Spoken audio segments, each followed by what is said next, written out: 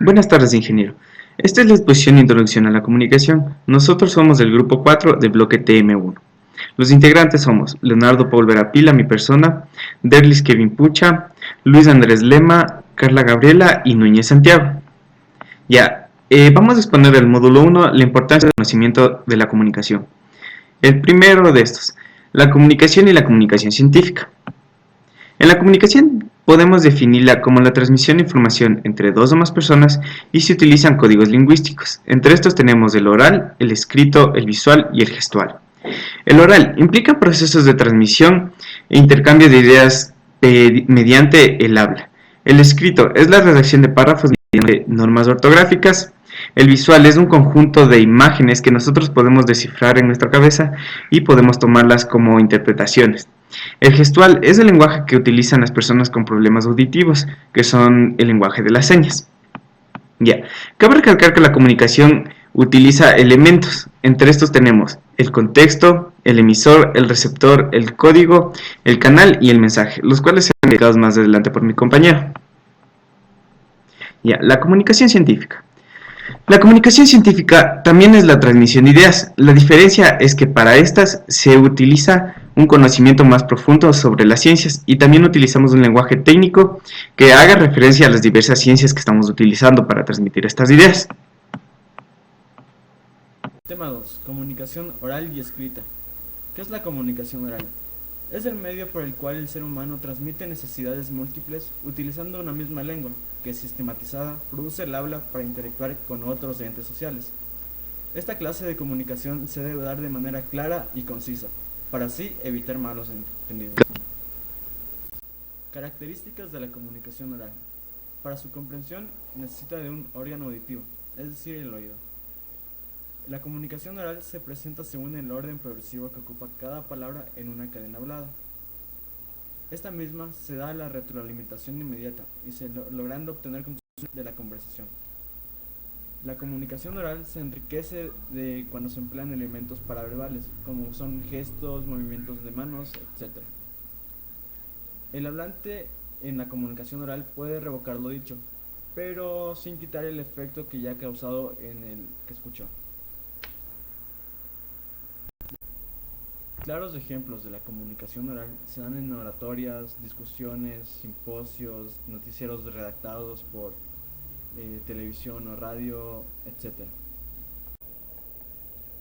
Comunicación escrita. A diferencia de la comunicación oral, esta no está sometida a los conceptos de espacio-tiempo, y la interacción entre el emisor y el receptor incluso puede llegar a no producirse nunca.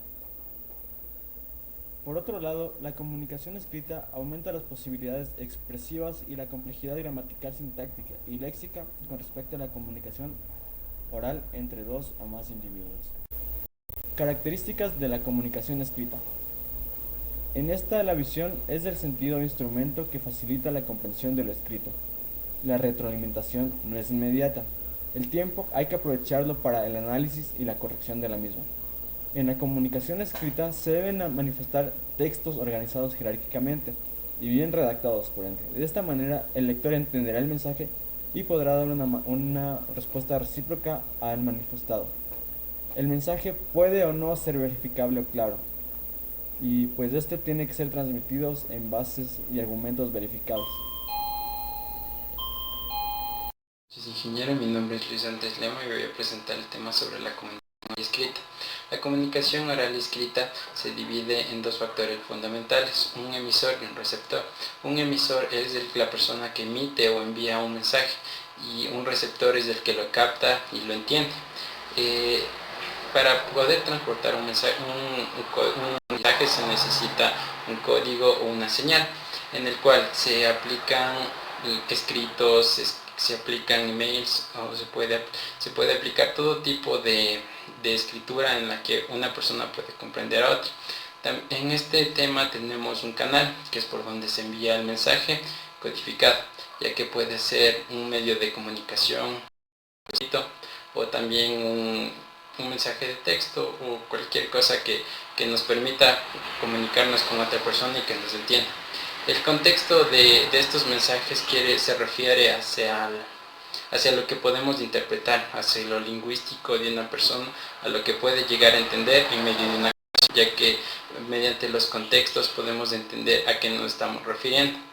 Dentro de esto podemos tener una retroalimentación de parte del receptor, ya que podemos tener una retroalimentación positiva y una negativa.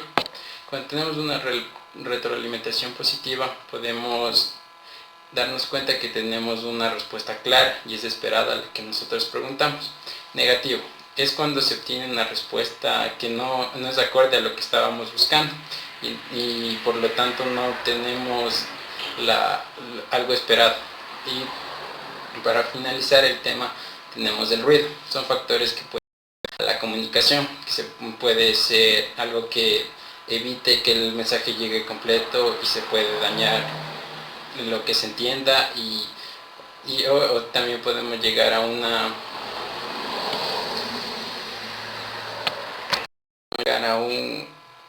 malentendido. Muchas gracias. Buenas tardes, ingeniero. El tema que me tocó a mí es la lengua y el lenguaje en la comunicación. Tenemos la lengua. Es un conjunto de elementos orales y escritos que intervienen en la comunicación. Pertenecen a una comunidad que la obtiene según sus diferentes ramas de influencia y colonización. Por otra parte tenemos el lenguaje, que se divide en 4 subtemas, que son el habla, la norma, el uso y el idiolecto. En el habla tenemos que es el uso de la lengua dentro de las características propias de cada comunidad.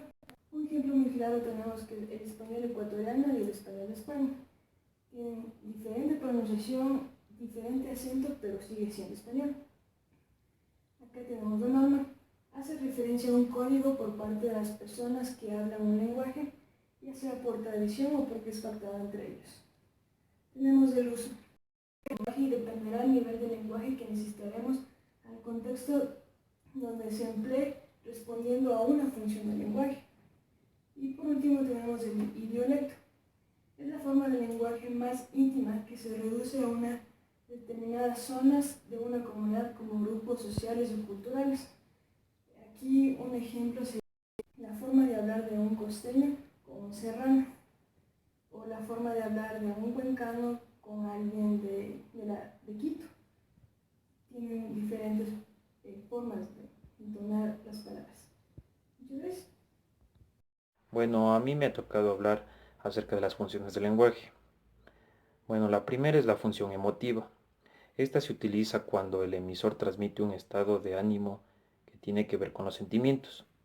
Un ejemplo es qué gusto verte, qué bonito día. La siguiente es la función representativa.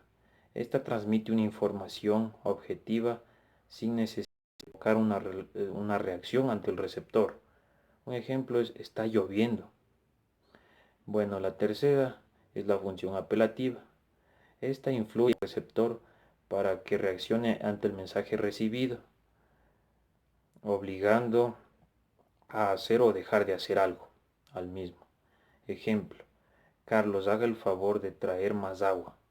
Bueno, la siguiente es la función poética. Esta llama la atención en la manera elegante de decir las cosas, el uso de un lenguaje estilístico. Ejemplo, bien vestido, bien recibido. Bueno, la siguiente es la función fática. Esta se lleva a cabo mediante instrucciones físicas, lingüísticas, que implican la conexión y contacto de valores y sentimientos. Ejemplo, ¿estás seguro? ¿Sigues ahí? Bueno, la siguiente y la última función es la función metalingüístico. Esta es la que se centra en el propio código. Ejemplo, Andrés no sabe muchas palabras y le pregunta a su papá qué significa la palabra fidedigno. Bueno, estas son todas las funciones. Muchas gracias. Ya, subtema 6. Técnicas para hablar en público. Hablar en público para muchas personas puede ser incómodo. Esto se debe a que no están acostumbradas a hablar en público. Pero lo que hay que tener en cuenta es que hablar en público no es otra cosa que una conversación entre varias personas. Para esto utilizamos algunos tips que les voy a explicar brevemente en un resumen. Ya, entre estos tips tenemos expresarse con sencillez, organizarse, ser breve, ser sincero, adueñarse de la situación, no leer los escritos y también relajarse. Los siguientes tips podemos resumirlos como tener una organización en lo que vayamos a decir, ser breve en la explicación y utilizar un lenguaje simple para que las personas puedan comprender el contexto de la conversación. Al mismo tiempo debemos mantener la calma al momento de la expresión y de esta forma concisa y que no exista un problema en el momento de transmitir las ideas. Muchas gracias.